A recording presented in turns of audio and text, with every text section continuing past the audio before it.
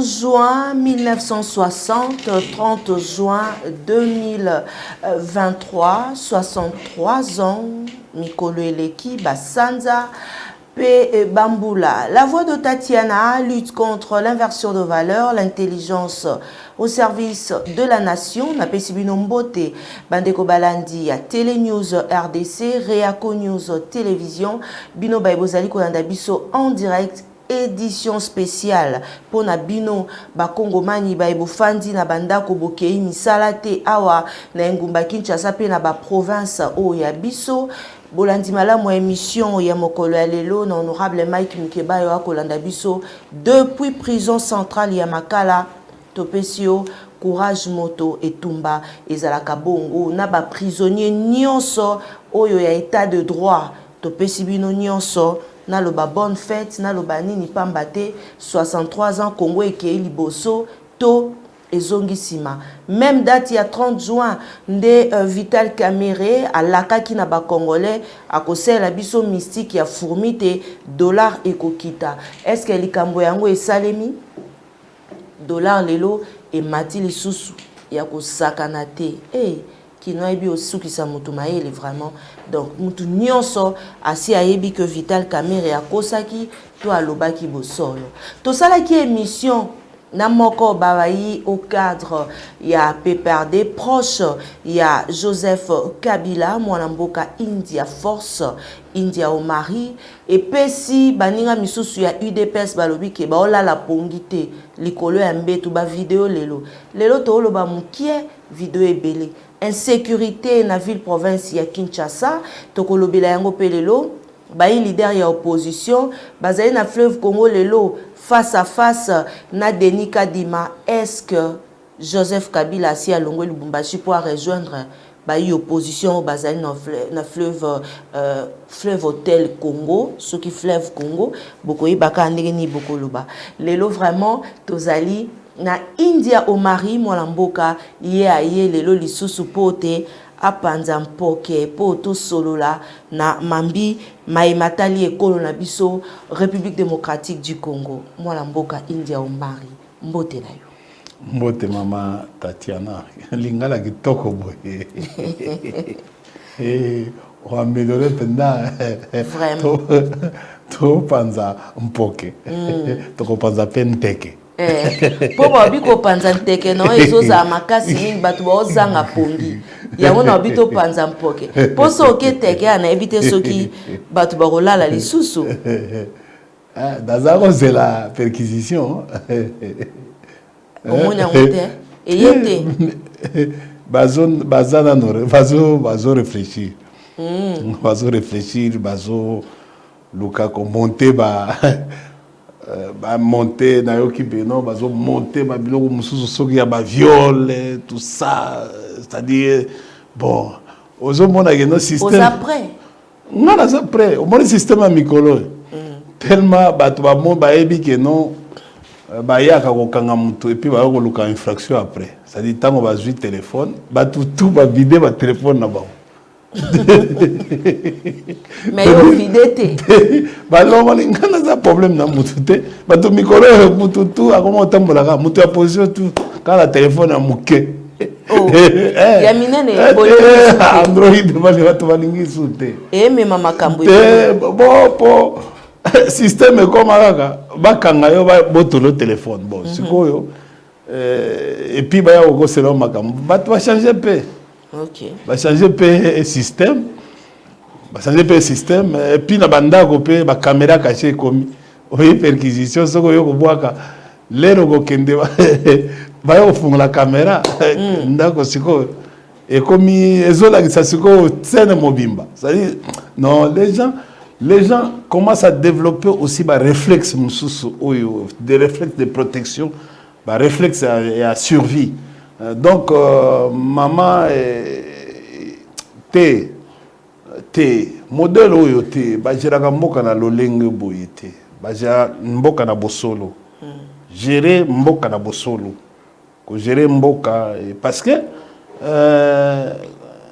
toza ba ennemi te toza binemi te toza ba adversaire politique toza na besoin que lobby toye soki tosisi ndenge tozosala awa tobimi libanda toke mbote boni tout ça, mais chacun azo chanter chapelle na ye comme d'habitude, mais bon moi respect wana ezala pourquoi? Parce que baacte oyo bazosala lelo ezopesa moi inimitié, c'est-à-dire que pourquoi? Parce que moto akotika na pouvoir éternel azate ozomona biso toana chance lelo tozotambola nzela parce que nakotambola pe makolo ndenge na zotambola mikolo na okele makolo na ngai na kobima awa ti bandal na makolo mbote et ya malamu.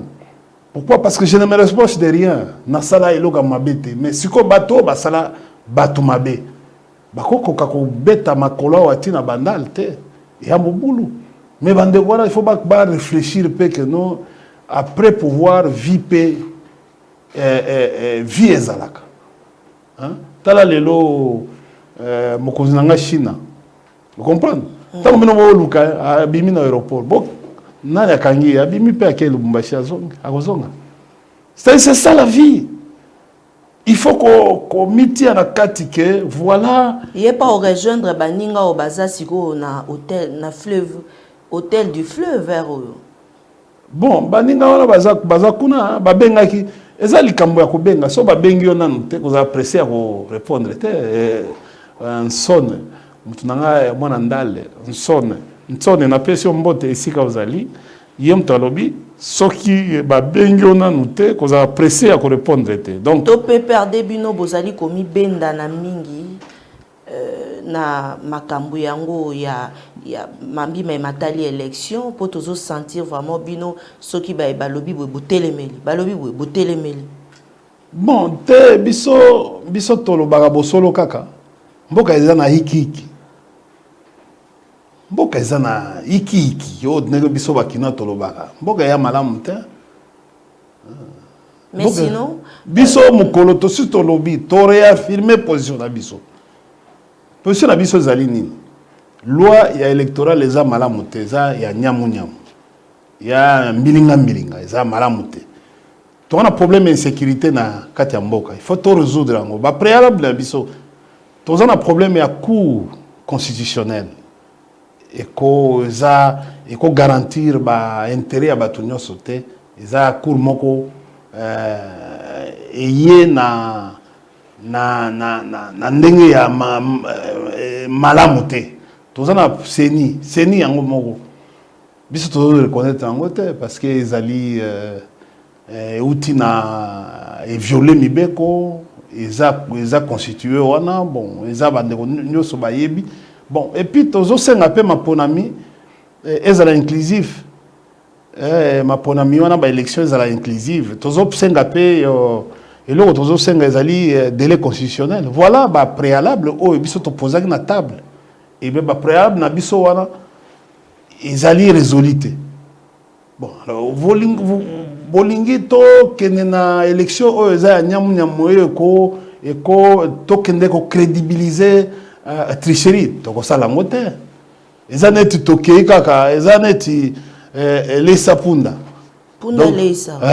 C'est-à-dire que tu as accompagné kaka que tricherie bon tu as accompagné ngo biso to sala ngote bakira mapona mina bango ndenge balingi tina suka bango bazolo bagano biso pe to nimaga to salaga pe non bino mo nimaga na modèle wana te ya bango ezalaki bongo te bango ezalaki chef opposition ezalaki à l'époque boyebi ezalaki Zaidi Ngomba.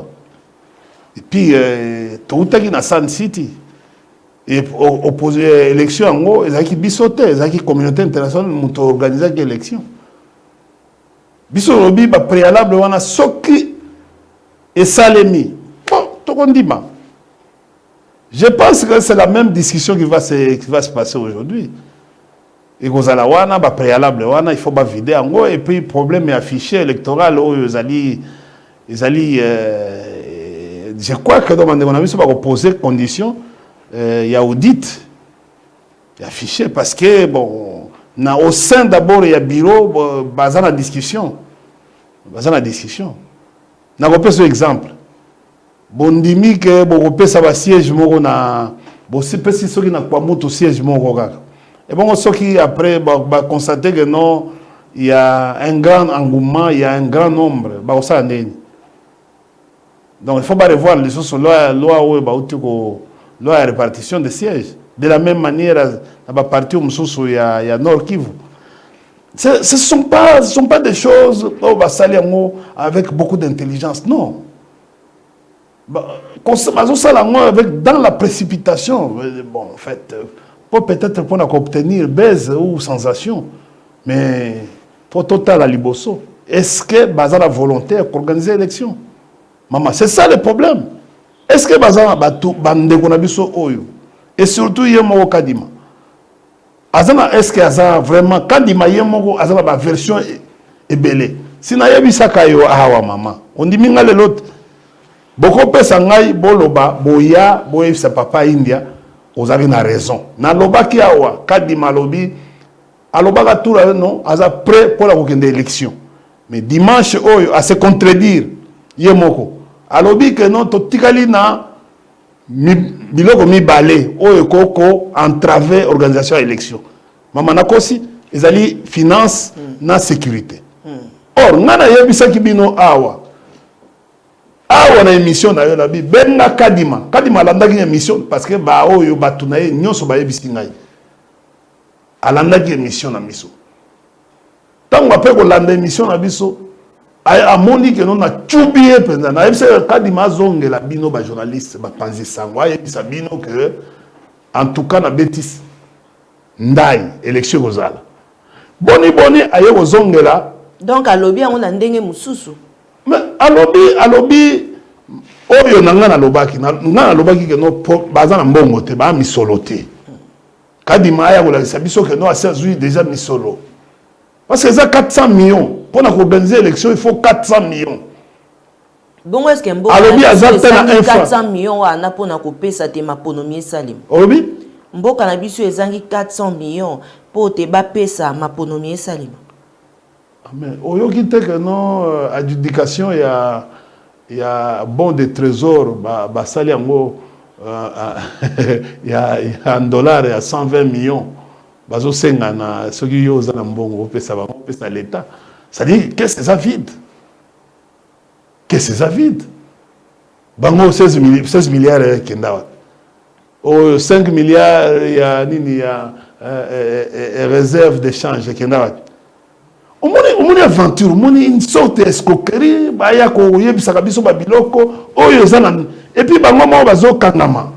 Lelo kende na ba DGI, de Gérard au FIDA. Baza incapable même à ça 20% ya recette par rapport à la signation na bango. Mboka zana d'ailleurs na go souhaiter bonne fête indépendance na ba fonctionnaire nyonso malgré que ba futi ba moteur. To continue na dossier. Te yango na il y a 30 juin. To tele na makambo 30 juin pamba te balandi ya télé news péri. Te maman il faut la mettre na CT ya makambo élection. To silisa. Élection ezate. Oh, oye lisusu na likambo. Ndalobi. Bandeko bana kisasa. Lelo boko mondi mangai na masina ndenge boyambangi nga na masina lobi. Na sepela yemingi. Bana kinasani musale ezo salema. Bolobi na zongela bana funa bolobi na zongela. Système na biso boyebi. Bana funa boyebi na zongeli singa matembele. Élection exacte singa matembele. Bana bandal uno non balobaka singa matembele la zarani. Elle est sa voisin. Elle est sa voisin. C'est l'aliment. Et ça moins cher dans le marché. Nicolas commence à succès na ba fête. Matembele. Soko boy golia likolo na feuille, olia na système en mbala. Et puis mbala singa yango ezape koni. Ezala moins mai muke otokisi yango mo ebotaka mungwa. Yango mo esala moi mafuta kitoko. Okolia yango likolo olia yango na se. Et puis singa wana matembele yango soko mwasi azolia. Vous comprenez? Aobota bien na système à Mousselu. Qui toque sar césarienne.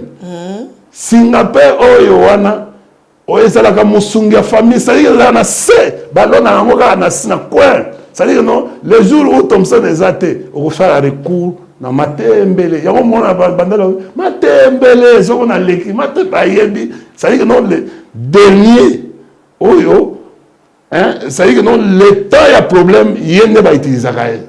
Okay. Et puis yango yo na mamba seni ba komi ko utiliser yo. Hein? Maman, au moins seni na ezali wana ba na koko se ko sanate. So lingi ko yeba makambo seni tunaka Patricia Seya Fanisaye na pesi mbote mwana likasi isika zali. Ya ko beta masolo kitoko a ofungula pe ba jeu. Le problème est ali na kati ya seni. Seni a misolote. Premier problème est seni. Deuxième problème est logistique. Troisième, seni a na kokose makasi pour la sécurisation de l'élection. A megagi na pas ya Monisco aboyi. Vous comprenez? Si vous calculez ça ko sakanate. Élection ezali de 8h à 16h30 donc 17h il faut pas bureau pour banda kusala dépouillement et puis bala kisa. Eza un jour eza teke non ordinateur awa so ba silisi awa ba bwaka yango na côté mususu ou bien na kataokombe. Non, et puis c'est-à-dire eza R to ko benga i journée moko tezaka même R. Eza teke non R1, R2, R3, R4 non, eza le même jour il faut eloko salema. Il faut dans eloko salema on il faut ba avion. Il faut makambo belé. Et moyen de transport, camion militaire. Vous comprenez? Il faut c'est-à-dire que non, il faut pas mobiliser Babylone. Il nous reste que 5 mois. Maman, oyebi na dirigeant au Jefrem. Musala au Jefrem ezali musala moko kitoko makasi parce que eza na ko facilité et na facilitation. Ezala pe na soko botali na kati wana ezali musala nango ezali ya ko pesa valeur, vraie valeur sif et fob. Ozomona. Toza pe na fiche o ba bengi fiche électronique de renseignement à l'importation. Ferry. OK. Musala nango ezali nini? C'est-à-dire que non biso mutu to pesa, o je fais mutu pesa ka valeur réelle de marchandise na usine. Pour douane au FIDA à taxer. Parce que nous supposons que toute déclaration et ça les magasins fausses. Si il fallait au FIDA à senga au Jefrem après ça y est vraie valeur il y a marchandises au basomba na usine pour aller ba ko taxer yango. Donc au Jefrem on dit ça douane. Non, a comment ça te ya pesi kaka. A pesi kaka big non na douane kuna basomba qui par exemple sachet na 0,07. Au moins peut-être commerçant a non bon à sombi sachet na $1. Ça y est, c'est une fausse déclaration. Ou à quitter si yango pour azwa moi. Mais aux efforts me kotala. Jusqu'au maintenant. Comme il y a baka fret. Moussa na eza fret. Il faut y avoir ba commande nyon so seni a sali. Aujourd'hui, aucune commande. Oyo seni a sali, seni a zozela mbongo. Donc to lobate ma. Attention que ba sali lelo, ba sali commande. Supposons que ba sali commande, lancer commande lelo. Mais biloko goya ekoya dans 5 mois. Pour atteindre la République Mobimba.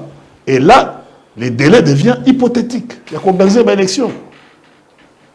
Ceux qui ont besoin d'organiser l'élection, il fallait que ça peut-être dans 9 mois, dans une année, vous savez, la commande dans une année, vous voyez que non, parti tel ou tel, et ben vous un bateau, malembe, dans la cargaison. Même si, vous savez, un modèle président Kabila Salaki, il y a Naler et Mulunda, il a mobilisé. Le président Kabila a obtenu la chance, il y a président, il y a sud-africain à l'époque. Mais sur le plan diplomatique, nous n'avons pas. C'était pendant 9 mois. L'Afrique d'ici a mobilisé l'avion ailleurs, mais aujourd'hui, nous sommes en difficulté. On a coopération n'a aucun pays ici en Afrique, aucun pays dans le monde. Et l'organisation devient hypothétique. Tant que Mbongo nan, ils ont un problème, tous ont un problème, il y a sécurité, parce que pour matériel, on a comme na Ituri, et comme na Ruchuru, Massissi, et comme na Kwamutu. C'est tout un problème. Voilà pourquoi, aux homona, Ndegonabiso Kadima, ayo kokota la. Tango ayo kote la, a côté li siko, ayo tala, nakendaki mbangwa, inclusivité ezati. Alingia siko ya bimela, na eloko. Parce que kuna e pa ba matata na ba fayulu. Ego simbate. Ozomona. Si mwana na sali émission avant. Mais conclusion est à mobulu. Parce que conclusion est cause à la mobulu. Pourquoi? Parce que bakozongi c'est na baye pour baye bisaye c'est que eux pensent en face. D'accord. Pour la lobelaye que non d'abord aux alliés il faut que la kisabiso au komi wana ndengenin. Aux président ya seni ya ndengenin d'abord logique et puis bakoye bise ba préalable nyoso tolobaki ndenge asali balua na ye ba répartition des sièges ba biloko nyoso ti fichier. Très bien. Moi mboka India au mari papa India singama tembe ba bien si eso. Oui, c'est toute une thèse. Exact thèse mobimba. OK. Hein? Donc ta thèse wana faut mais soko loni yango. Ezali pona yo mogote. OK, ti ba voisin. Ouais, papa se baliaka. OK. Pour ezali racine rampante. OK. Merci. Ezali yango moko racine fascicule pe. Ezali pe yango moko racine pivotante. Yango kaka. Yango kaka. Merci. Tokokota nango na suka. Moi mboka India au mari to kolinga pe to yeba lelo tozali le 30 juin 2023 toloba uto 1960 tolobate ponayo Congo ekei liboso to ezongi sima analyse ni na date ponayo toti akaka au comparer les biso ba 30 juin à Kabila na ba 30 juin oyo il y a Tata Mokambi actuel, président Félix Tshisekedi. Différence ces années. Différence ces années. 30 juin, nous avons une parade militaire pour la puissance. Il y a un mboka biso. Le 30 juin, comment la marche de santé, la marche de santé, la excursion, la karaoké, parce que Bandal Mobimba lelo ya karaoke, Lemba karaoke, Maluku karaoke, partout ils ont karaoke. Et puis plus que tous on a veillé de prière, tous on a prière. Au municipio, 30 juin remplacé. Et remplacé pendant d'ailleurs on a autoyé biso que nous fonctionnaires bazolé là, futamité. À l'époque 30 juin soda il faut policier faut ACP là parce que ayebi que non botina sika et kokoto moi teni nzankomba vous comprenez on moni ba vient na biso ya ba lingenda kala bazako lata teni moko teni ngo ezala Nanzube. Nzube. Ça va repasser mon bougie. Période de gendarmerie nationale. Gendarmerie commandement. Commandement. Et ça qui est terrible. Mais mais pourquoi les lois sont masouté pour battre les to mbongo. Pour au moins série à Kabila Zaïne. Pour tout santé budget ça a 3 tenues chaque année. OK. On a tenu en janvier, d'abord en décembre, na tenu en juin, le 30 juin, c'est-à-dire le 29 déjà, hein? Et puis à mois et l'eau on a mois et l'eau, hein? Parce que biso l'air tozo kola tozo soda kufaka na mbumanaye na munoko. Donc il faut les nenga za kokende ko défiler lobby et neti lokumu ya soda. Et le 30 juin il fallait que les biso to hérité loko na banda Mobutu. Donc, c'est-à-dire, les 30 jours, il faut soda en pico.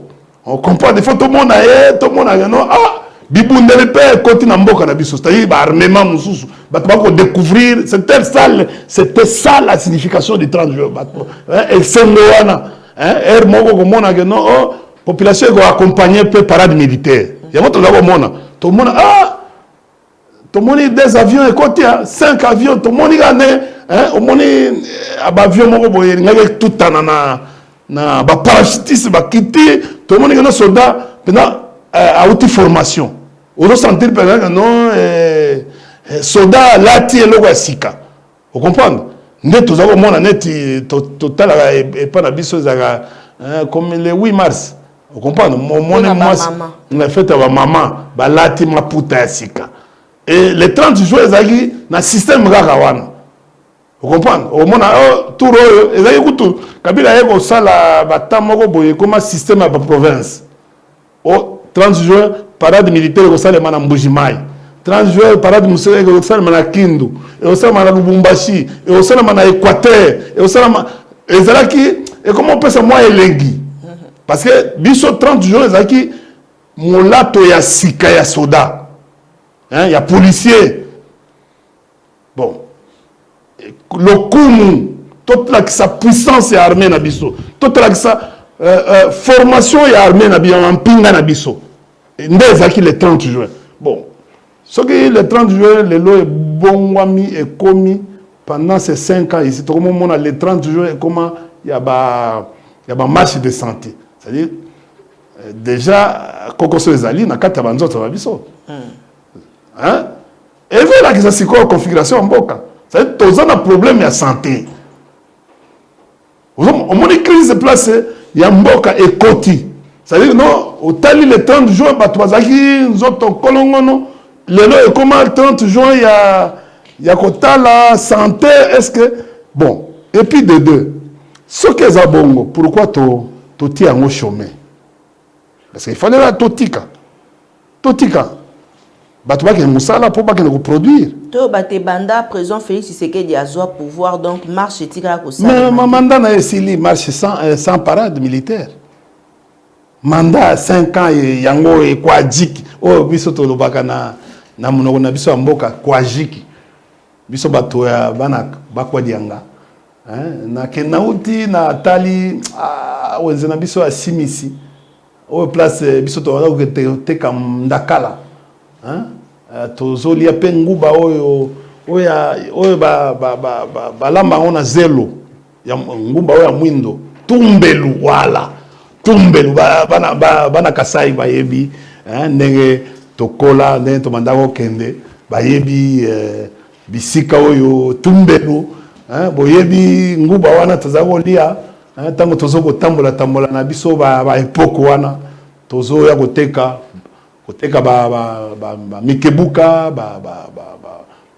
kasangala poisson oyo to uta nango Tanzanie tozo ya nango to uta nango Kalemi tozo ya l'air aviaire paix à son âme ces grands commerçants tozo ça la cortège il y a 100 wagons tozo kende non mboka wana na olela Nazolela. Mais dollar est quitté quand même. Tu as combien à 243. Tu as combien à code d'amboka? Oh. Cool. Tu as combien à code d'amboka? Tu as combien à code d'amboka 243. Tu as combien les lots pendant la Tongo 243. Quelle boule. Code d'amboka. Code d'amboka quoi? Vous comprenez? D'ailleurs, tu as vitesse. Na ndenga vitesse au lobby déjà na ba agence mususu 260. Ils sont au somba dollars 260, 265, 263. Bon, heureusement peu via Zate. Via Zate. Comment vient na Zate? Ah, vient na ngai penda Zate. Où vient na? Via za na Grèce na Athènes. Un minito dollar, c'est quoi? Via le bail que non, dollar il faut. Non, via Kimi. À Kimi, via la boule na yebisaka yo awa via la boule omoni boule oyo ya ba oyo ya MLC ya bazaiba bazaiba fongolige fongolige bazaiba beti mais aucune réponse à ya CG Kabouya est-ce que amwana na iloko wana za mwana ya tala bazaiba uti na IDPS non est-ce que yeba no bazaiba uti na IDPS ayebi système et tout on comprend masa na ngai oyo lobi oyoki Augustin on comprend ça la réunion na batu na yo bosali réunion bosui compromis oye matinée. C'est comme ça que dans un parti politique c'est que non batindi yo babengo yo allez non préparanga eloko wana tango préparer eloko tala eloko créer ya ko maudire ceux qui dans ma génération moni de ma mère ba sangisi siko tala bazo maudire yo ba mère wana eko simba keba la ba mère wana soko ba fandisi yo mais keba koza osa homme politique koza secrétaire général de la famille présidentielle mais chaque fois il nous a parole mais benga ba communicant na ba yo benga ba département na yo ba secrétaire national bo fandisi ba pesio ligne ba ko benga ngo élément de langage biso la communication to benga ngo les éléments de langage alors au paquet c'est français na yo vous omona aux attaques non ko résoudre ma magambo recadrage mais ezo simba soute vous omona que no yo moko ezo simba soute que bato ba on monte ça la communication oyo ciblée communication ça la cible quelle est votre cible dans la communication ta biso tango to betaka awa to betaka so beti pourquoi ça dérange le no botiki poto vide yango boyo ko mona que non chef a commis biso to comment atteindre ti comme poto eza vide chef yemo ko alobi non aye tango aye biso to sepela tango akotaka na énervement so ka na énervement ezopesa kanda na ba communicateur to benga ba oni po ba mi benga ko communicateur a chef moko ya bango Derrick auti ko répondre ceux qui va benga ke mukonzi ya banzoi depuis na bandano na moni atanzoi moko te eba te eza banzoi ya ndenge nini communicateur ya chef. Est-ce que Derrick aux un élément tu l'as biso ka juste extrait parce que à s'attaquer na yo eza juste après émission oyo toyambaki yo ensemble na bandeko balandi toyo kandeko alobi alali pongi te donc mwana mboka India Omar ya komi ko zangisa ba communicateur ya chef pongi. Qu'est-ce qui se passe? Derrick Soto koloba monoko moko ensemble na mikandeke bo pesa biso élément bokoto général fantôme okoza banzoi banzoi ya faci betom kwantomo lelo na lalité vraiment lelo na lalité nazosengela bandeko na nga nyonso baluba oyo babengaka bakassin quitter l'église catholique trop c'est trop nana marre ntango bokotaka na kati église wana est-ce que bozalaka à l'aise? Est-ce que réellement tant que botalaka mutu wana est-ce que bosambelaka nzambe ya solo? Non, quittez l'église catholique, les cassins. Faut plus encore s'entêter. Quittez seulement l'église catholique. Boyana Kishasa, Ndoki Ambongo, Bokena Lubumbashi, Fulgence Muteba. Batouana Baza capable à côté ta poison à communion, Mutouala, Bino. On va s'empoisonner par ces gens-là. Ils sont capables, surtout, Mutoueti Ambongo. Quittez l'église catholique, les Balouba. Quittez, je vous dis, quittez, il est encore grand temps, quittez l'église catholique. C'est quoi ça? Mouta m'a bien modèle auto, mon mouta. A Mongo, yeba ke toko mino na suka. Na moni ka musoso ka mpuku. Comme la gano soki ka India ou Mali, yozo kende kutite. Monsieur, tu ne me connais pas, c'est. Faut pas se jouer de moi. Si toi tu es fort, va porter plainte. Eh bien, va porter ma plainte. Bazoni c'est la bango va plainte toi. Ose seulement, continue toujours. Un fainéant de surcroît, un tribaliste. Va porter plainte. Si toi tu es fort, tu te sens que tu es un homme, va porter plainte. Tu attends quoi? Tu veux que qui puisse aller déposer pour toi la plainte? Oui, bien bien te. Oui, bien bien te. Oui, bien moutier. Mais kakak. Un bado, un toubado. Nous, ça n'a pas pouvoir. Nous, ça n'a pas pouvoir dans biso. Vous me connaissez? Voilà, tozongi na plateau na biso. Merci beaucoup na ba Congolais nyonso ba eboko landa biso. Merci également à maman Émilie Nzemba. Il y a tous pepele ambeto le maman Likelemba. Lelo toza le 30 juin. Moi la mboka India au mari. Olandi oko lalisa baninga pongite na ba émission na ba tweet. Eko tsuba. Balobi ata okei ko funda wapi. Ba kozongisela o plainte na yo. Donc eza na bato ba koki ko funda. Bakangi neti ba Alain Bolojwa lelo ba victime ba Michael Mukeba ibaza ebele mais yo soko mei ko tika plainte dans ba ozong so nde communicateur à chef à lobby yo lobby ni bon eza mawa mingi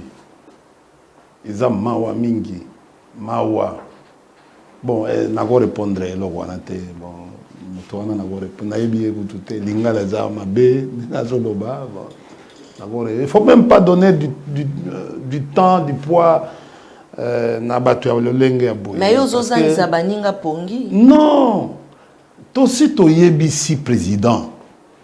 Tozali na dialectique, c'est-à-dire la contradiction. Il faut être capable ya quoi s'assumer, ya quoi encaisser. C'est ça l'art d'un politique. C'est aussi. Omoni le président Kabila. OK. Tant que vous avez recteur à Kara, bafinga kayet, basala kayet, bakritika kayet, l'mbutu na moi.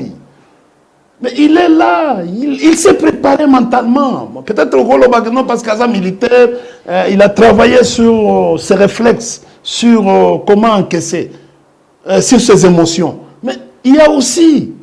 Mais bango bazokoka, pourquoi les masters nabiso Kabuya ne forment pas les communicateurs? Nous, on a mis les communicateurs à notre disposition. Aujourd'hui, on a un talent, on a FCC. Bissobe, nous allons disparaître un jour. Peut-être on va assumer des responsabilités, tout ça. Lélo, nous sommes fiers de voir des gens à côté de nous, généraux, bazo relevé Bisso. Toye Bissakabango, que nous confingate. Et on les prépare aujourd'hui. Mais, tango Bisso, tozo côté la communication. Nous, on blesse. On ne peut pas cajoler les groupes. Nous, on dit la vérité. Tozo que nous ramassons regarde aujourd'hui. Dans la communication, on ne peut pas dire au président que au moins il y a un autre comment tambola mikolo comme un système là bana kisasa système là au tambola aux autres tambola tient hein vous comprenez au moins ici il y a des guides à côté de l'aéroport à côté à la constitution là mikolo za ko tambola là china ça ebisi biso que non il faut tambola na constitution mais tango zoloba oko violer liberté fondamentale, hein, au violer les droits de l'homme. Constitution est sengi. Constitution est commis. Ezali pacte na biso. Yamboka. Oyo biso, président, maman, tikanga ina loba. Omoni rôle ya président de la République na kata constitution oyo. Et bandi na article 69 et souki na article 89. OK. Toute l'émission, il y a un chef de l'État. La limite, et bandi na 69, article 69, et souki. Président, pas la limite, président, il se confondre dans la justice, président de la République. À cause de ça, il y a dit la moutoute. Et ça, nyonso à cause ça, comme acte de gestion, ils allaient établi la Constitution. Vous avez vu? Maman, n'est-ce pas Nazalia, si on a beaucoup de et ça, président, c'est la justice. Et ça, obéit justice. Et ça, présidenté. Et ça, peut service, rôle à service des renseignements. Et ça, différents dans service de sécurité. Service de renseignement et kanagate. Service de renseignement, Moussala Naye Zali, il y a une analyse, il y a anticiper les événements. il y a ça là analyse, il y a ça là étude prospective, étude à 30 ans, étude à 50 ans, vous comprenez? Et il prévoit les grandes menaces, par exemple. Il faut prévoir, par exemple, menaces sur l'environnement, réchauffement climatique.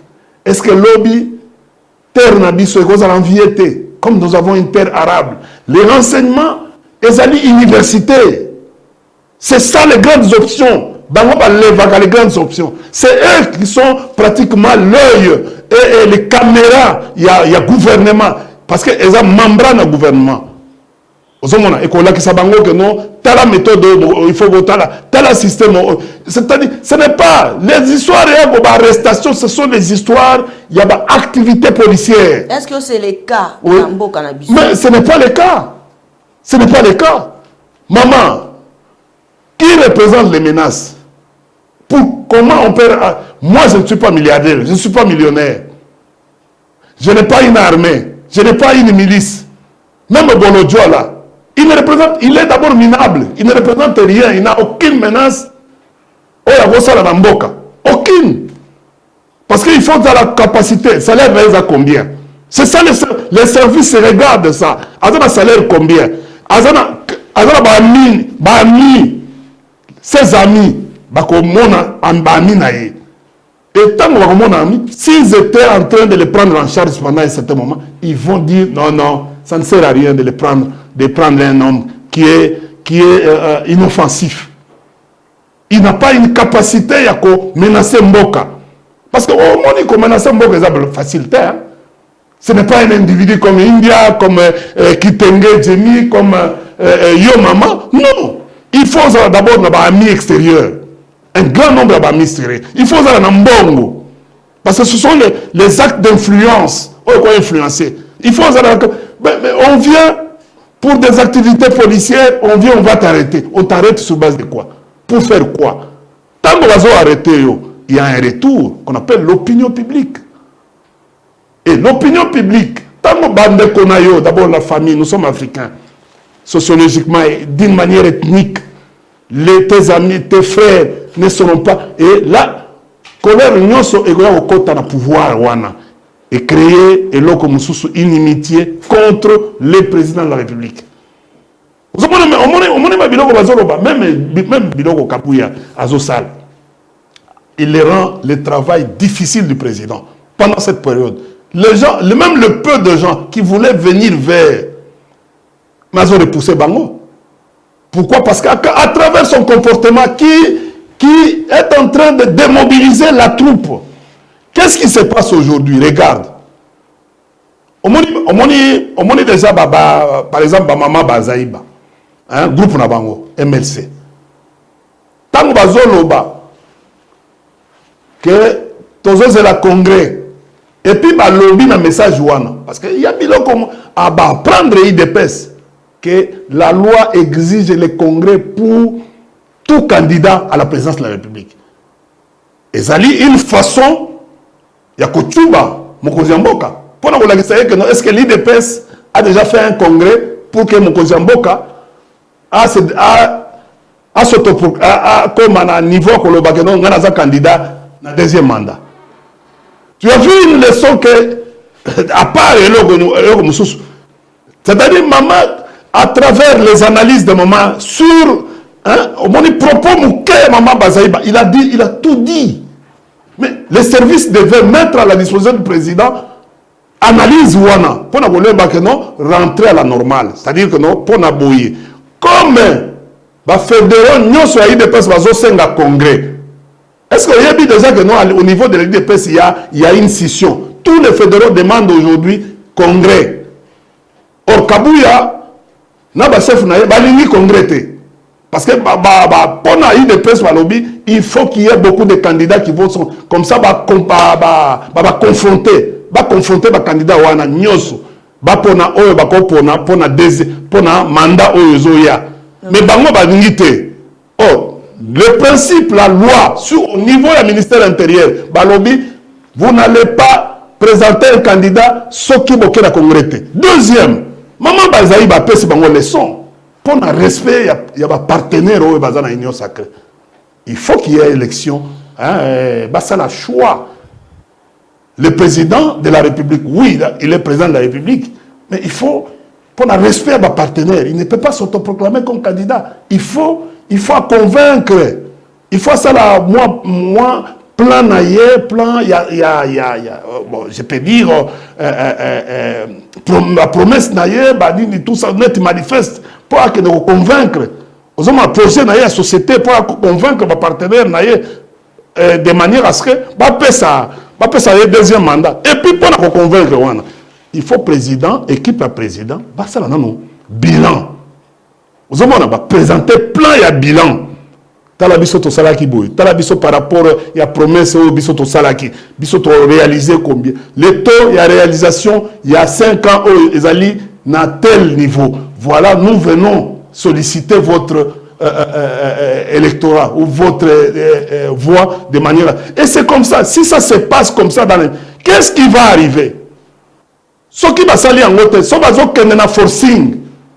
Caméra Kolongwa, vers en fait, la fin ya Kenin, Bemba à Kolongwa, Bahati à Kolongwa, et bah on sous wana ba Kolongwa. Pourquoi? Parce que c'est le moment où les acteurs politiques, comment les acteurs politiques sont les animaux, sont vis-à-vis de leurs intérêts sont des amis. À quoi qu'on applaudit et lobby a changé. Ok. Vous comprenez? Déjà, au lieu que Kabouya se mettre avec son équipe pour étudier Babilokwan. Ils sont dans les arrestations. Kanga India, Kanga Bolodjo. Bolodjo représente quoi? Mais aussi sinon, il y a une vidéo aussi, il y a un journaliste, Oyo Bazalaki, Oyo Babetamaki, Derek Akosunga Biso Kakajiste, Okochi Biso Bilili, Tozo à point de vue, il y a Mwalamboka India Force, par rapport il y a Makambo Mazali, que les canaux, le journaliste qui pour qu'il ne couvrir Ndego Babenga qui était Ali. Toko Kanungu Nungute, Ezali, ministre Moko, Atinda qui était Babeta. Un journaliste comme ça, na mboka o bakolo bate état de droit, bilili e ko sala ondenge nini. Bon, maman ezali grave. C'est très grave. Bande ko ngai bo limbisa ngai natanga kaka l'article 69. Na okeneti 89 te na tangi article parce que mikolo to komi kaka. Rôle le président de la République. Le président de la République est le chef de l'État. Il représente la nation.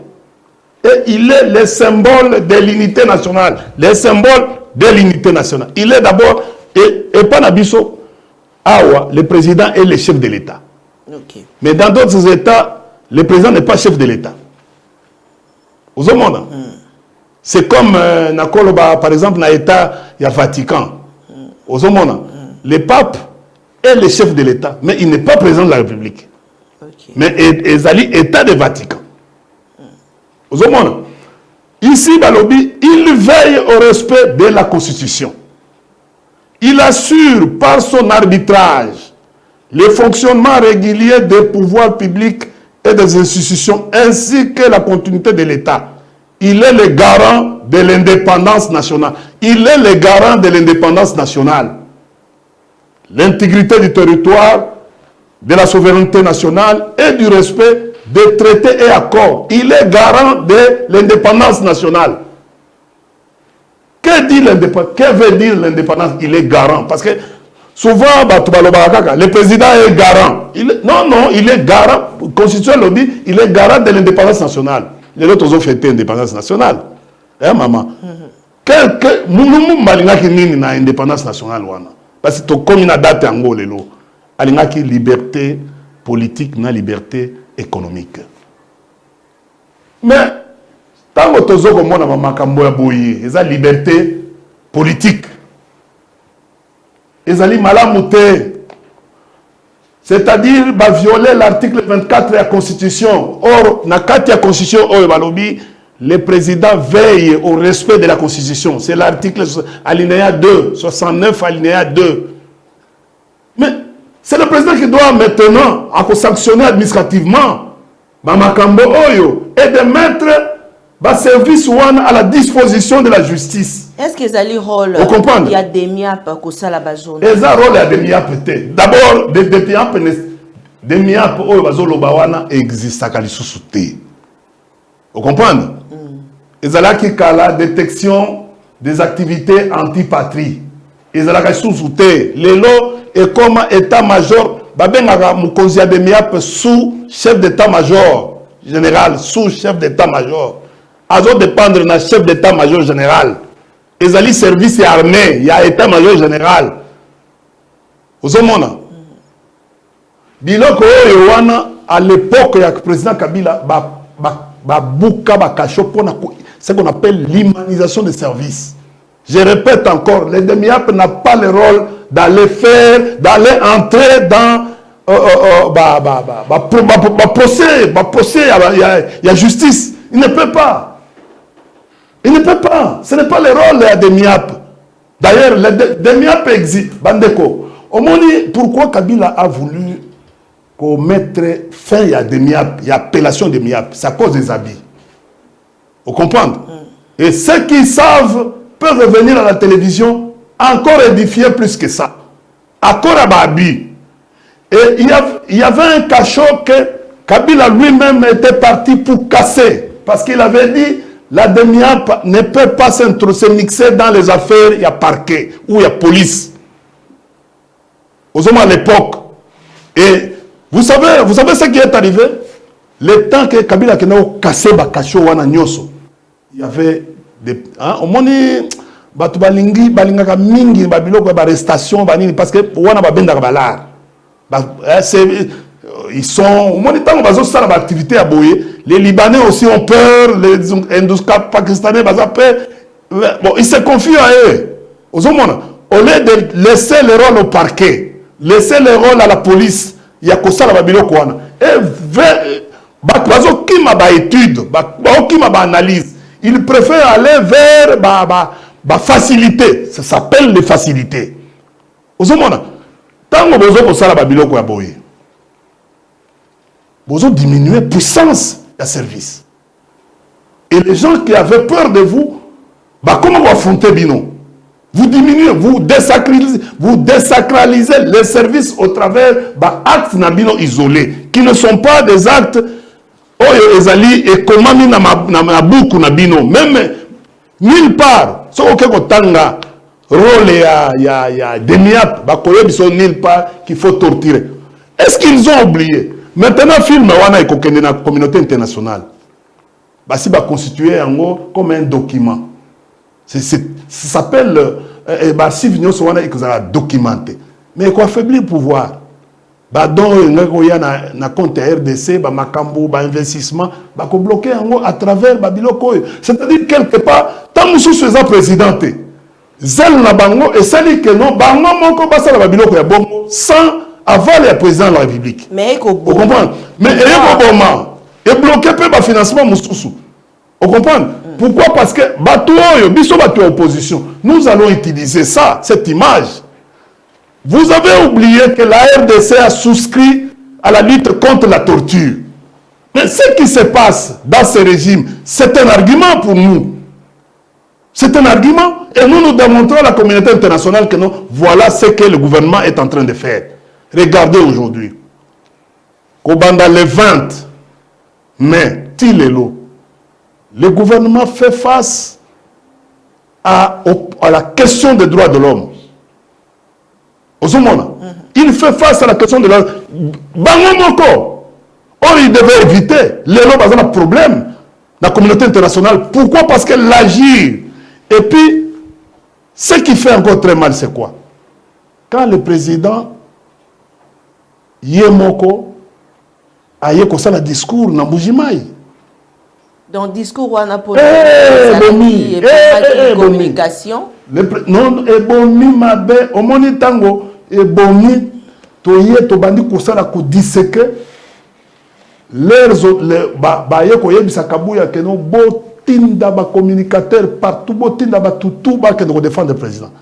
Mais trop tard. Trop tard. Le président ne peut pas dire que non, sans remords, il y a Koyoka Mutute, il va aller, il va violer même. Il y a Mongolobi, il va. Ça, c'est déjà un acte de la dictature. De l'autoritarisme, c'est l'autoritarisme. C'est qu'on violer. Mutuata, mon côté, à Kokondimayena, sur le plan international, allo Babilo Bongo. La constitution, ce qu'on a na préambule, comme on a makambu tout.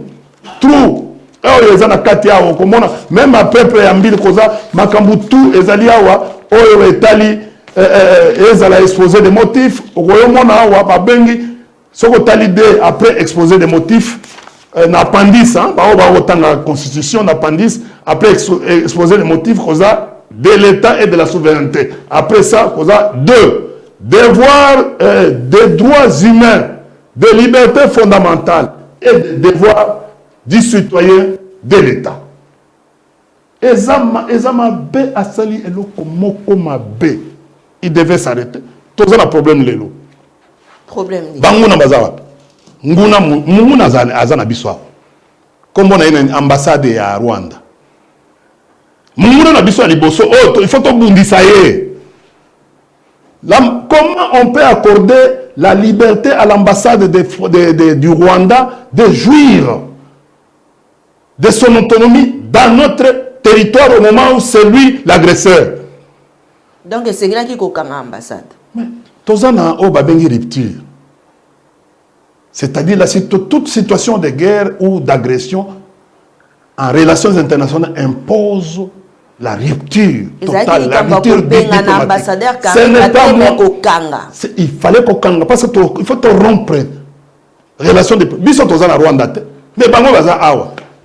Lelo ce qui ngai India parce que l'État est obligé ngai État ezo sala diminuer. Ce qui ngai India na zui billet na ngana ke Rwanda na ke ko fanda Rwanda.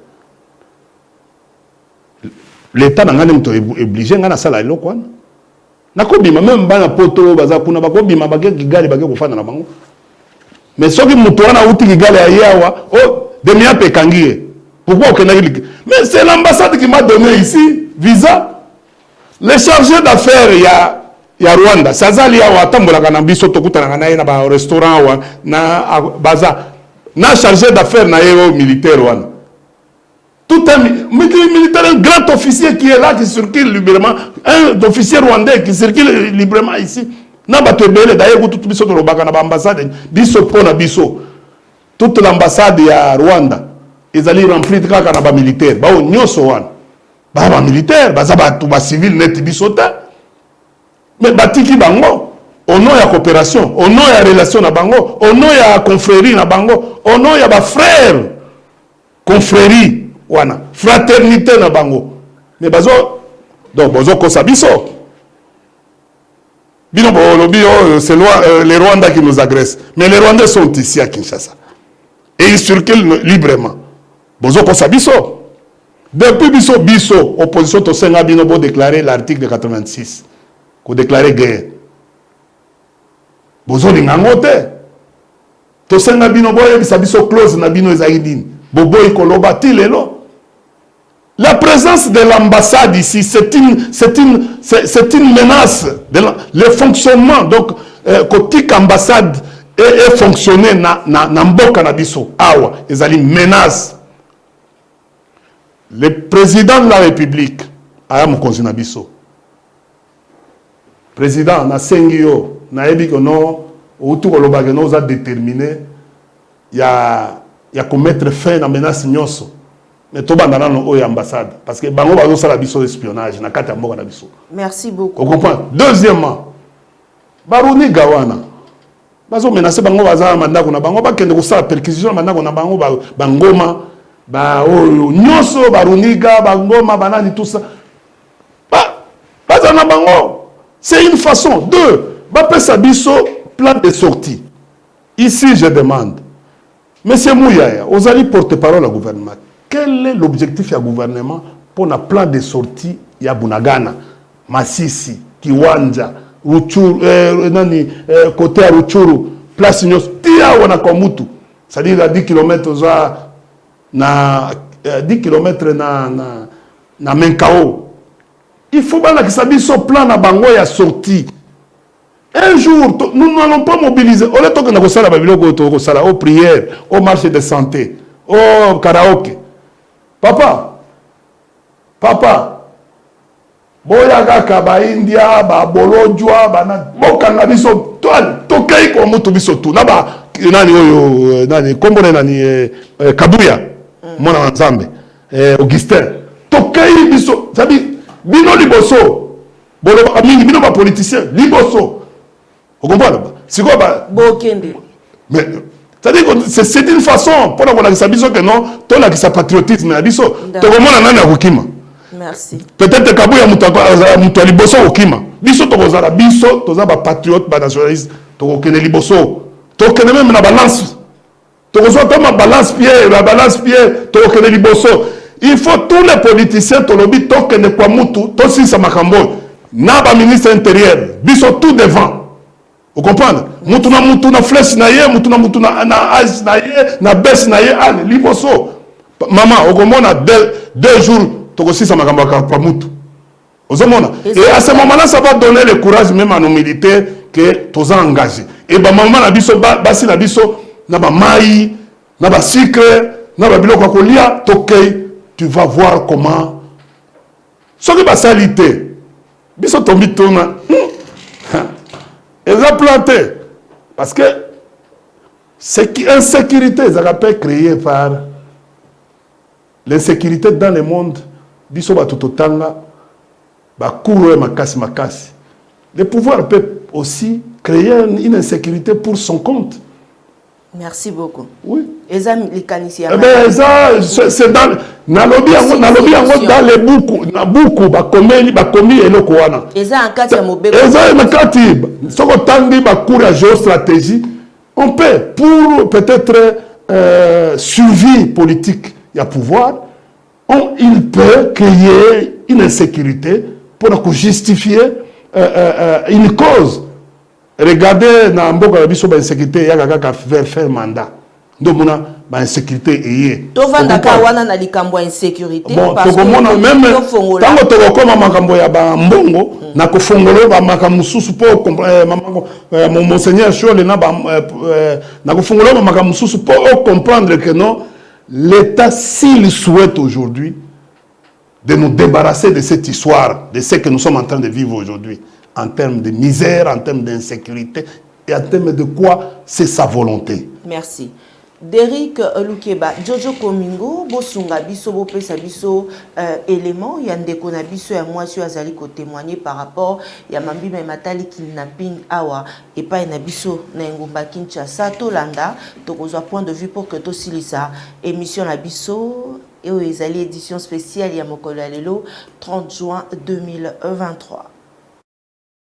Un joli coup de filet a été réalisé ce jeudi 29 juin 2023 par les forces armées de la République démocratique du Congo, non loin du lieutenant-colonel Kokolo à Kinshasa. Elles viennent de mettre la main sur 2 policiers auteurs d'enlèvement de paisibles citoyens. Il s'agit du commissaire principal ou capitaine Ngoï Kibwe et de l'agent Pongo Wapongo, tous de la police nationale congolaise. Ils ont été surpris en pleine action de kidnapping d'une dame par les militaires du bataillon Grand Quartier Général de l'état-major général de FARDC. Les 2 criminels voulaient embarquer de force la victime dans leur voiture de marque IST, communément appelé Ketch, les récits de faits par la victime. C'était vers 9h, je partais pour le travail. J'étais sur mon avenir accompagné avec ma bonne parce qu'il fallait na somba basicre na pesaye. J'ai vu derrière moi une voiture rouge. La voiture était fumée. Celui qui est habillé en blanc noir a quitté pour m'interpeller au madame Bazo Bengayo. Comme je ne connaissais pas la personne, je n'ai pas tiré attention. On a bandu qu'on continue route nangai. La deuxième personne est descendue dans la voiture. Aïe, yo, bazo bengayo. Maintenant, il voulait me prendre par force pour me jeter dans la ketch nabango. C'est comme ça que j'ai crié. C'était sur l'avenue Ongundeza à Macadam. Par force, pour bakotsanga la voiture. Heureusement, j'ai crié au secours. J'étais devant la porte de l'honorable Thomas Louaka. Bagarde naende, babimi. Tant babimi na kangi bango. Na bibo lâché bango, ce sont des criminels. Ils veulent me faire du mal. Ils ont un document, ils ont un document combo ya nani na kati. Bakomi ko menacer batu wana batika bako tsanga na voiture na ba on a kende kaka. Ba me manga na IP crime. Comme les ans na quartier nanga, j'habite quelque part. Ndé bato quartier ba ye. Na bisi bango benga basoldat ya barrière ya camp Kokolo. C'est comme ça on est au secours bakangi bango to se retrouver. En tout cas, vraiment je dis merci pour la FARDC, vraiment sécurité malam. Dans leur véhicule, il a été retrouvé plusieurs effets dont un pistolet GP9 mm, des paires de ciseaux, des parfums, des drogues pour hypnotiser les victimes. Des notes de cours de l'étudiante Lusambile ont également été retrouvées. Cette arrestation fait partie d'une batterie de mesures prises par le chef d'état-major général des FARDC pour la sécurisation de la population avant, pendant et après les festivités du 30 juin 2020. Tozongi na plateau na biso ya Télé News RDC, Réaco News Télévision et mon kolomalamu ya lelo na Cécile Osango, la femme la plus fidèle yangana motema ya chef Serge Katembo na ba congolais nyonso, maman Pierrette, ba maman nyonso, ba ebolandaka maman Tatiana na confiance pe fidélité na bino na ba chaîne et na ebsaki bino Mbala na bino topé une seule façon pour te soutenir maman Tatiana pe Patrick Local à Ezali, bo s'abonner massivement et bo partager pe ba émission na biso oyo tozali kosala awa epai na biso papa India ou Marie okolanda insécurité ndenge ekomi lelo oyo na engumba Kinshasa soki na engumba Kinshasa ezali boye et bon na ba province maman insécurité ngo yekaka na à l'approche de l'élection. Vous avez suspecté loko. Tout ça, au fait, tout ça na bengi doute méthodique. Biso to kota classe. OK. Ngana yo to kota classe. Lelo so to komi batu, baba mana biso ba teka makala, fufu, banini malewa tout ça, poto koma lelo. Mais to quand même doute méthodique. Insécurité ngo lelo, pourquoi on ne maîtrise pas l'insécurité? Tango biso toyaka awa na etando eke toyebisa yo pourquoi on donne 500 jeeps na ba député o bazo sala eloko te bazo comploter contre le peuple ole ba kende ko sala contrôle bango bazo comploter contre le peuple jeep wana ba jeep wana soki ba sombelaka yango police ba ebisi général Kasongo oh 500 jeep yango oyo mobimba boka bolango na ville ya Kinshasa to sala ngo comme province pilote pour la capacité il y a au moins aux États-Unis un nombre de policiers par kilomètre carré. Vous comprenez?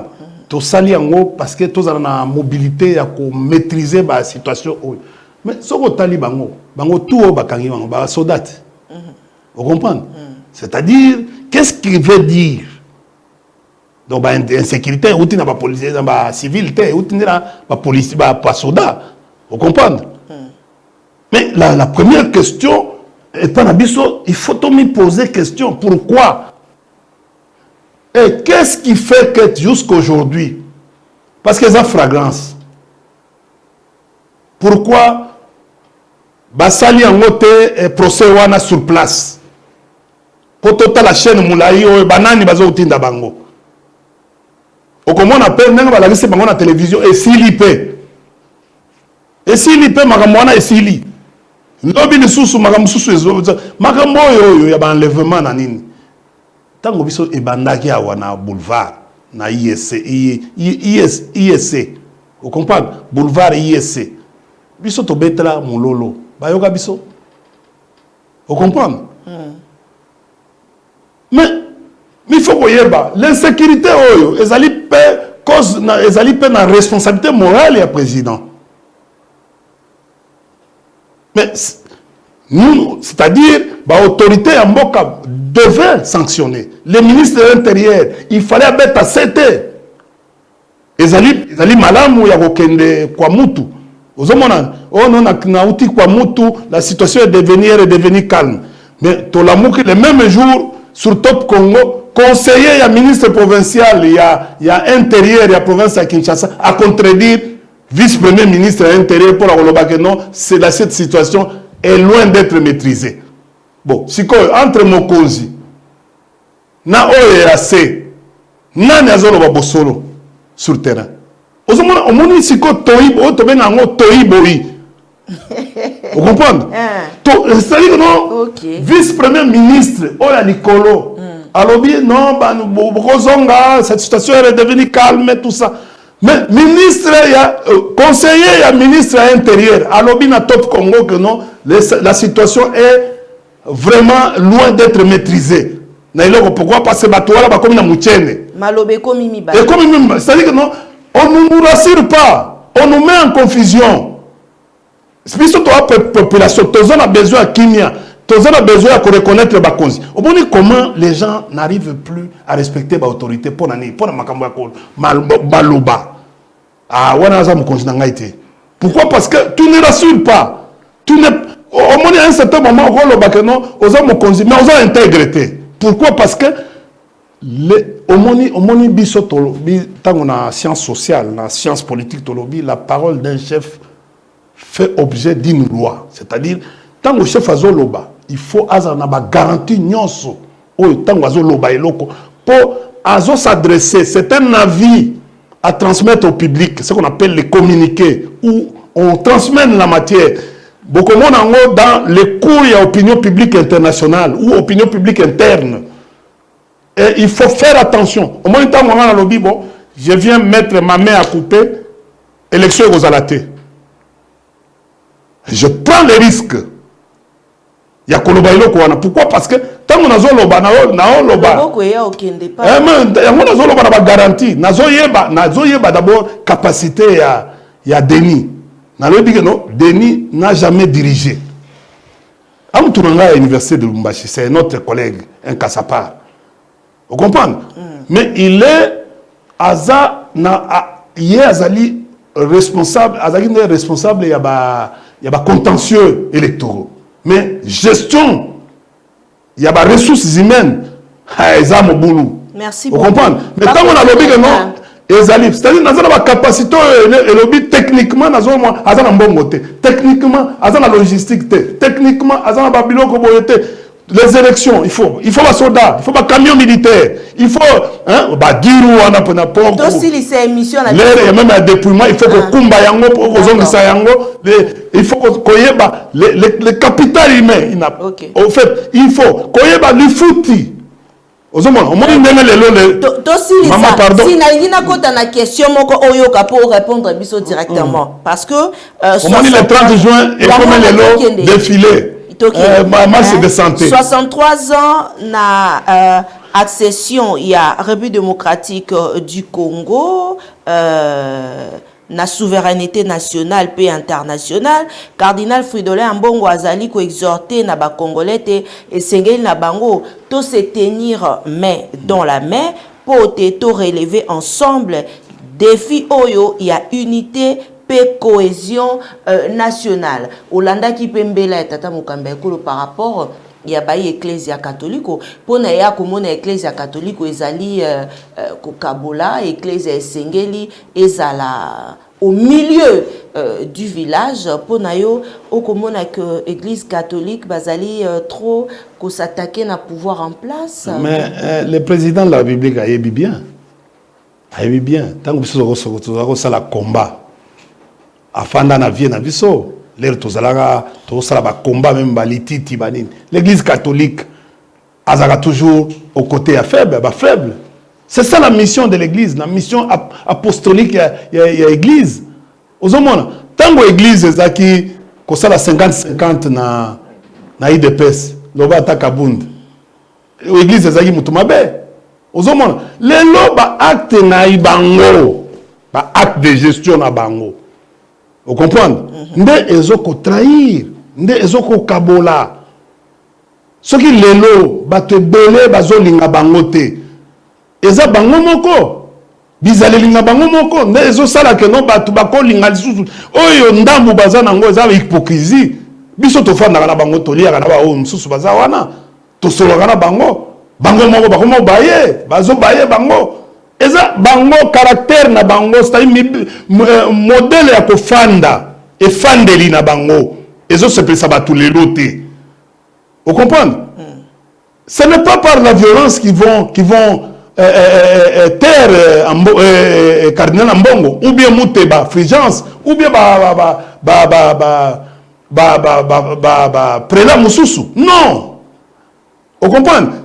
Tala olingo s'adresser na ba prélat neti. Mais quel que soit le problème, asa mokonzi na biso, quel que soit le problème. Mais tant que vous citez cardinal Kassanda, monseigneur Kassanda, na monseigneur Oya Semko, na président Semko, atiki ba monseigneur Moussous, ba évêque Moussous. Mais ils ont divisé. Mais dans ces, ils ont divisé kaka. Et là il y a bongo, et occasion il y a bongo. Même moto a sali au mabe. Conscientiser, ça la net. Ozomona, tango omoni nani oyo, monsieur Chol. Chol a comment, monsieur monseigneur Chol, a comment oyo bisaki non, mokonzi atangaki nyonso te. Oh. Omoni place tozokende. Ils allaient déjà ils avaient pique, hein. Ils avaient pique. Dans la catholique la violence c'était maman. On peut perdre. Bango baza d'abord le bureau de vote union sociale à l'école catholique. Élection seulement à l'école catholique. Et ça bango baza ils ont la même mise. Surtout so ba yebi so moni na abe show la zone bagano tricherie aux appelle mobulu et aux appelle mobulu. Amongo ba sakana ye cardinal wana aza blague te. Aza blague te. Et puis à côté capete yeti ceux qui vont continuer kaka ko sala batuma be ba faible biso ba faible boy net olobi que non bon au kanga biso au sala liberté attention ba droit de l'homme d'abord na féliciter Katende alobi boy attention alobi bongo biso ba continuer kaka droit de l'homme ko banda maintenant lelo ba caméra nyonso droit de l'homme comme na pour na kozela ndenge ba kosala ndenge ba ko instaurer dictature et fandi bon au fur et à mesure mais ce n'est pas ce discours même discours où il y a lobby total où il y a lelo total il y a 30 juin et ça vraiment tozongi sous na ba promesse donc pour na baki si sous ba promesse aussi mais na lobby maman mais yebisa biso concrètement solution ya nini ya Bunagana population elle a osé la lelo toyo comme konzamboka lobby voilà na mettre plan de sortie à Bunagana na mettre plan de sortie ya oyo kwa mutu na PCP plan de sortie hein makambo ya dollar parce que veka zara mutu moko travailler na ba instinct à comprendre que non et logo ebonini abimi na ya tigeri bango ber on comprend bon dollar peut et Mati 243 code Yamboka bana kisasa 243 soko leki kaka 243 mais eloko na lingina yebisa bana kisasa comme pouvoir ezolinga kosala eloko te mpona biso mikolo oyo tozongela système na biso ya nzungu bakopo ya nzungu c'est-à-dire mofiniko ya nzungu système oyo ya kala oyo ya quartier c'est-à-dire so moni bandi moko boye tout ça makele na quartier to beti banzungu c'est-à-dire toluka sécurité collective OK sécurité toke bape oyo bazo monter na ba taxi bon toyebi que oto oyemona que non bao bakangi bango eza ba policier tolobi te que non la police nous surveille la police son travail c'est de nous sécuriser baoyo bazo se soustraire na kati ya corps wana oyo ezosalisa biso il faut to aider général Kasongo biso moko to banda ko dénoncer ba acte to luka numéro vert to ko senga na général apesa biso numéro vert parce que tango to ba taxi pa place oyo to ko mona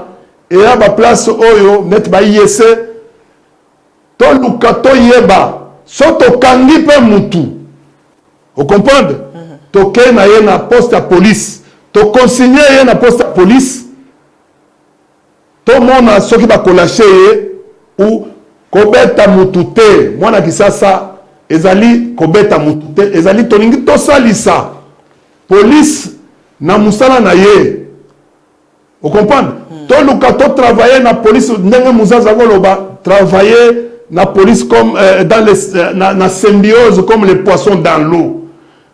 Omoni lelo commence à police na butu okimi. Alors ezali normalité. En principe, ce qu'on a dans mon lit, au moni police, il faut qu'on le bat. Ah, Dieu merci. Donc, on sait m'appelle en général. Ah, c'est la sensibilisation. Le commandant m'a sensibilisation. On a une associate. Vous avez 10 personnes. Kabola Makanisi. Police peut yo yeba que on type la population na civile. Suka au gozon rappel. Même jour à matanga na yo. Biso ba civil to zaka ebele. To yeba ko salisa, to yeba ko sala cotisation. C'est-à-dire aux gens de kona biso, o uti na biso, yeba ko protéger biso contre munguna. Munguna na biso ezali bato oyo. Oyo bato oyo. Bato oyo ba. Vous comprenez? Ba banda to sengi pe bokangi biloko ya boye ba preuve banini. Et tout mou. Vous avez rapidement, cause la gars, il y a Mike comme Mike Mukebai. Bon, non, tout ça, fragrance. Mais où est la fragrance? Bon, c'est la nuit pour cela. Biso pas politicien, Moussa na biso ka koloba, arme na biso lelo comme soit. Lobi ezaki opposition, il a pété. Et comment on bangi sa pouvoir ya? Il y a pété. On comprend? Bon, le bangi tout ça, mais si comme aloba gaga et comment on soit bino ndenge nini? Merci. Biso peut aussi to yebi que non. Moussa Nabino Zali énervement. Nous allons continuer à vous énerver. Ah bon? Oui, Namaloba. Nous savons déjà votre faiblesse. C'est l'énervement. Vous êtes dans l'émotion, vous vous énervez, vous avez des réactions épidermiques. Donc, vous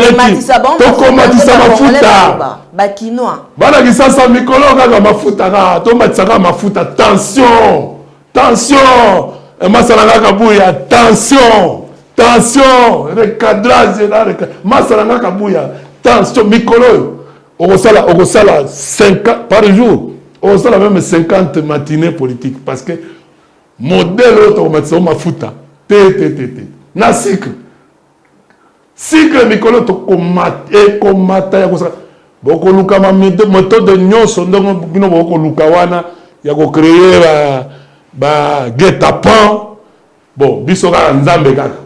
Merci beaucoup. Nzambe kaka. Et puis, tu continuer à vivre dans biso catholique voilà. Biso mo catholique. Tu continuer à vivre parce que ba vie wana bazana ba inspiration trop. Et puis voilà, on sait que la chef a démissionné gars. Parce que a démissionné gars. En tout cas, c'est facile na kolo. Ah bon oui, na lobi kaka, eza conseil na PC chef a démissionné kaka. Pardon chef, bilan eza mo. Ya zota la bino bosa qui 18 ans yozo senga a démissionné. Mais au sali 5 ans. Bilan ezate. Mais lobaka que non pona tout ça. Vraiment ce que sali yango eloko wana eko simba bakino ba ko sepela mabe.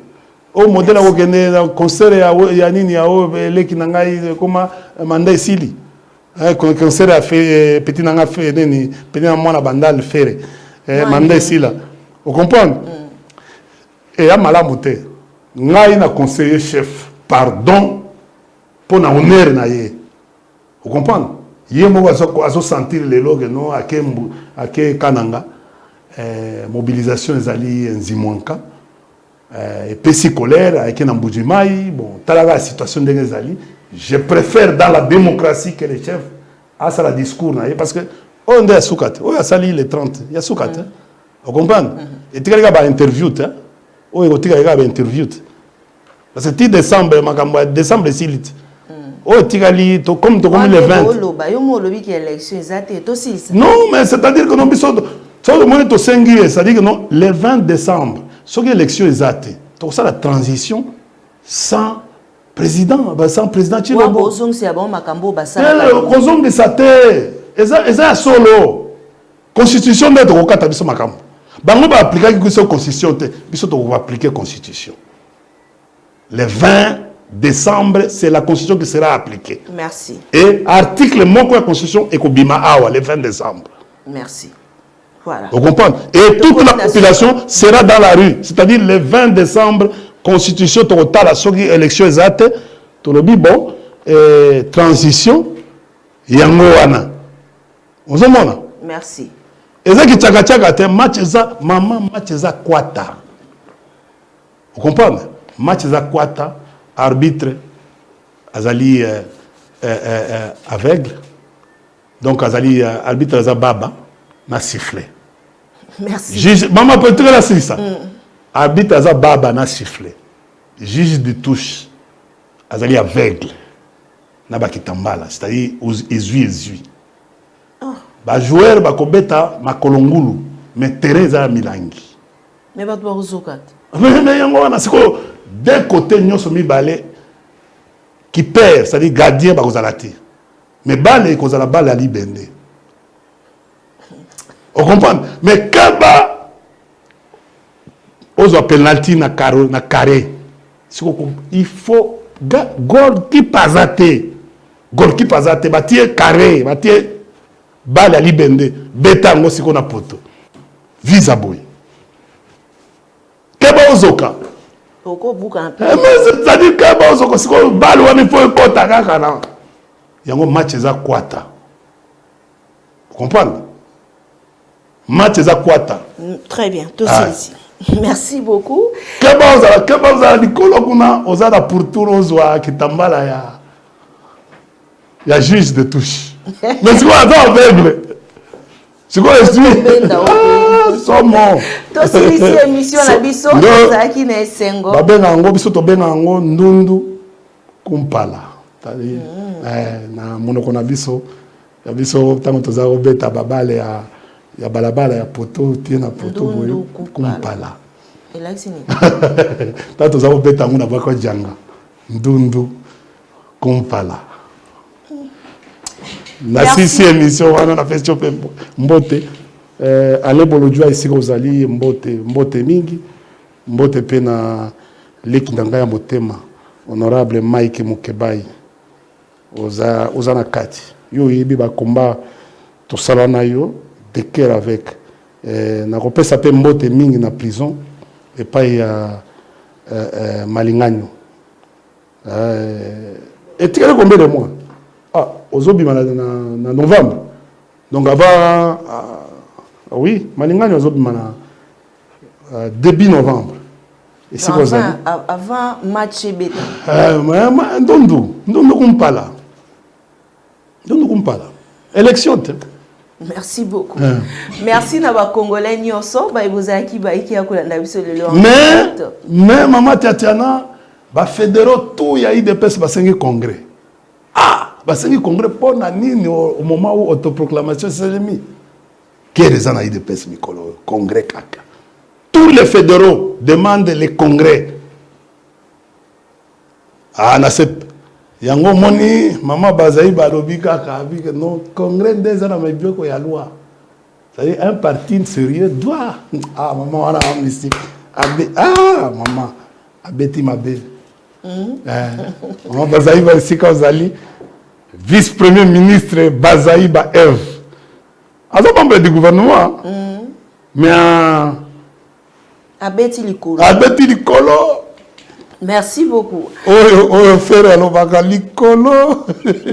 Merci na bande ko nyonso ba ebozala ki baiki ya kolanda biso ba partenaire nyonso ya maman Tatiana, je vous aime tellement maman Sido, maman Naomi depuis Anvers.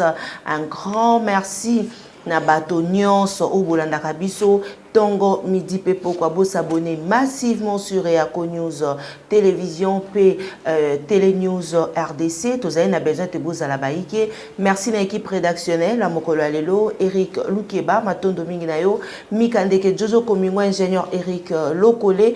Un grand merci Nabakongo Mani Banson, Félicien Wanza depuis Dallas, Mireille Osango of America, Bino Nyonso na Dallas, Bino Baibulingara Maman Tatiana, Bisika Bison, Ezoami Bino, Mbota Maelamu na Mama Bota, Papa Français, Topesiye, Mbota Maelamu Esika Kosepela Mokola Lelo, ensemble, Naba Congolais, Nyonso Oibobotama le 30 juin, Topesi Bino, Mbotama Elamu ya ma mère.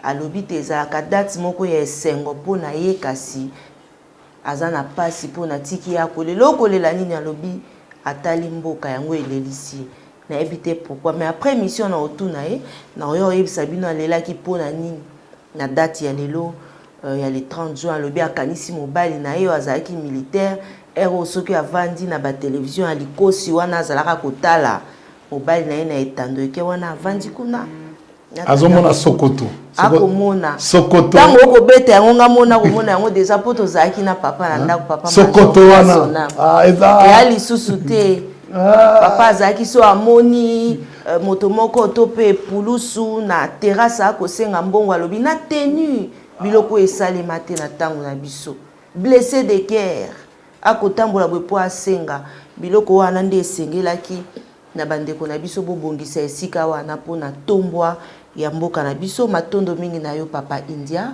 mpona ndenge ondimaki invitation na biso na jour férié boye penza matondo mingi na yo. Le 30 juin, prière, journée de prière, marche de santé, na karaoke. Yo siko se retrouver place ni. Ngai, na mwana bandal. Wana karaoke. Na mwana ndal. Yo nazaka na un système tala lelo. Bunagana ekei me concert et betami na stade plein. Même Mundele azo comprendre te. Na maloba wana nde totie litono merci à mon tout vieux médard Itombo depuis Bandalungu ya passé au sango ayambo la jouissance. Ah bon oui mboka oyango mama leli atali mobali na ye azaki ko omoni l'ère à Kala Lijanda azaki na 24 km la circoncision, c'est-à-dire rayon na ye Lijanda, c'est-à-dire que non ceux qui guerre ceux qui l'équipe 24 ya ko défendre mboka oyo tikali kuna nde mobuta zako benga tiaka mayele na ngana ba fantassin. OK, vous comprenez? Maman azolela azotala que non azotala mboka azotala mobali na ye hein mobali oponi même na ba peme wana tozaki na ba unité o bazaki ko ne recruter bango na côté kuna ya province orientale kuna ba côté ya Haute-Ouele ozomona na ba biriwere kuna plate na bata ko gérer ba parc kuna kozaka ba tour baza mwindu ba lai mwindu ba mpeme wana ba Lijanda Kala o bazaki soit na brigade mobile o bazaki la ta biloko pembe wana so maman azotala teni Sokoto ba soda tout na pesi bango mbote ya République. Merci Boy Kampiko 2024 makambo tozoko changer et cette fois-ci na théorie tozana ngo détermination tozana ngo to changer makambo ebele première eloko ya kosala ezali soda to banda recrutement premier recrutement ba soda ezali ba soda ou ba diplômé oyo ba police wa to ça modèle à Cameroun au moins la même brigade routière au moins ba basi moi ça va tenir sika ana makambo attention ya la corruption soka lobby fourrière et fourrière aux la ministre aux la kuna comme ça les gens vont hein, à travers ça bakobanga qui s'appelle mon solo pe aba député pour l'équipe oui mais 40 50 tout ça chaque député dans le salaire na ye. Merci. Na ba emolima na ye. Tosil ici émission merci na ba Congo. Soda ngaka Sokoto na eza bien. Teni na ye bere kitoko ya sika. Teni eza bien. Siko azo sala e konda sakade. Oui bien on démarche na soda. Merci. Maman on se pela. India au mari. Maman on se pela. Na ndengo yambi ndengo. Et surtout ma mère azali mère nanga ya ndal électrice nanga ngamoko. Vraiment. Yo yebi. Merci. Bana kankoko ba maman nyoso kankokolo. Mwana bino matembele yeyo. Tozongeli kitaka chaka. Sai mikolo ezali attaque sans recul. Attaque sans recul. Obi mwana nazongi. Bana tous les communicateurs il y a opposition et ba résilience surtout. Bobanga eloko te. Mabende liwa, mabende kofinga mutu. Bokei, bosala mustala na bino ndenge elongomani tokosala de manière à ce que to benga na baya ya oyo. Il faut que vraiment démocratiquement toke na bango parce que ba s'énerver mingi ba comme na émotion alors toke na bango tina suka to la kisa que non démocratie zo sala musala bakati ya mboka na biso. Merci beaucoup. Merci na bandeko nyonso ba e bolanda ki biso matondo mingi na bino boko ba toujours ndenge na yebisa ki bino te ya ko s'abonner massivement ezali seule façon pour na bino ya ko soutenir biso.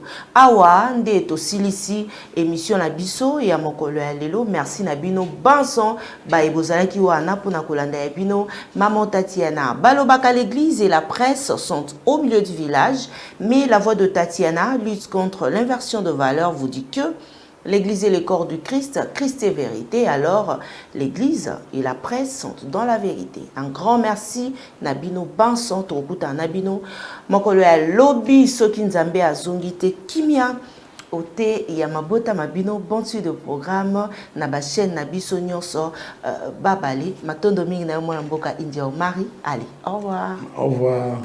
Toujours constitution.